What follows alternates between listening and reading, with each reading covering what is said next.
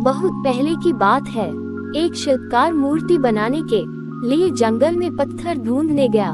वहाँ उसको एक बहुत ही अच्छा पत्थर मिल गया, जिसको देखकर वह बहुत खुश हुआ और कहा, यह मूर्ति बनाने के लिए बहुत ही सही है। जब वह आ रहा था तो उसको एक और पत्थर मिला। उसने उस पत्थर को भी अपने साथ ले लिया। घर जाकर उसने पत्थर को उठाकर अपने औजारों से उस पर कारीगरी करनी शुरू कर दिया।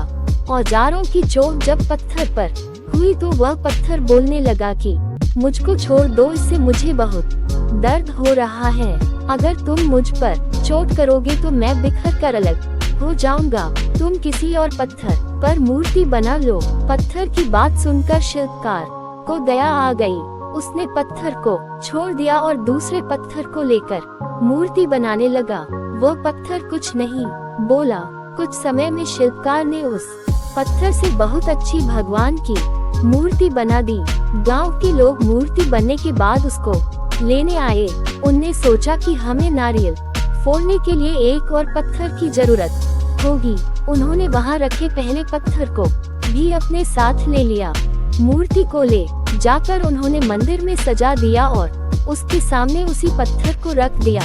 अब जब भी कोई व्यक्ति मंदिर में दर्शन करने आता तो मूर्ति को फूलों से पूजा करता, दूध से स्नान कराता और उस पत्थर पर नारियल फोड़ता था। जब लोग उस पत्थर पर नारियल फोड़ते तो बहुत परेशान होता, उसको दर्द होता और वह चिल्लाता, लेकिन कोई उसकी सुनने वाला नहीं था।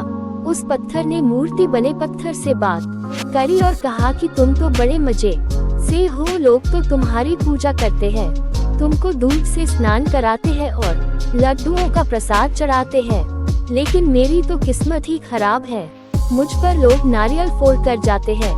इस पर मूर्ति बने पत्थर ने कहा कि जब शिल्पकार तुम पर कारीगरी कर रहा था, यदि तुम उस समय उसको नहीं रोकते तो आज मेरी जगह तुम होते, लेकिन तुमने आसान रास्ता चुना, इसलिए अभी तुम दुख उठा रहे हो।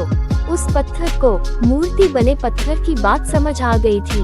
उसने कहा कि अब से मैं भी कोई शिकायत नहीं करूँगा। इसके बाद लोग आकर उस पर नारियल फोड़ते, नारियल टूटने से उस पर भी नारियल का पानी गिरता और अब लोग मूर्ति को प्रसाद का भोग लगाकर उस पत्थर पर रखने लगे। कहानी से हमें ये शिक्षा मिलती है कि हमें कभी भी कठिन परिस्थितियों से घबराना नहीं चाहिए।